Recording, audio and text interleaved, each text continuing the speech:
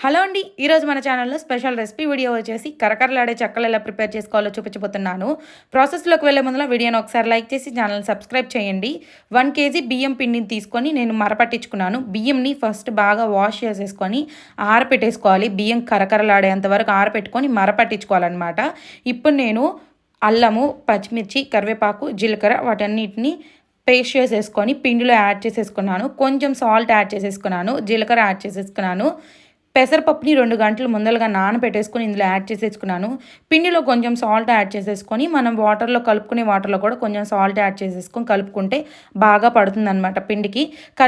కనిపిస్తున్న కన్సిస్టెన్సీలో కలుపుకొని ఇలా చెక్కలు ఉండలు చేసేసుకొని బాగా ప్రెష్ చేసేసుకొని నూనె బాగా హీట్ అయిన తర్వాత గోల్డెన్ బ్రౌన్ కలర్లోకి వచ్చిన తర్వాత తీసుకుంటే చాలా బాగుంటుంది. ఫుల్ వీడియో రెసిపీ అనేది షార్ట్లో చెప్పడం డిఫికల్ట్. అందుకని నేను ఫుల్ రెసిపీ డీటెయిల్ కొలతలతో సహా కింద ట్యాగ్ చేస్తున్నాను. చెక్ చేయండి, ఎలా ఉందో కమెంట్ చేయండి. వీడియో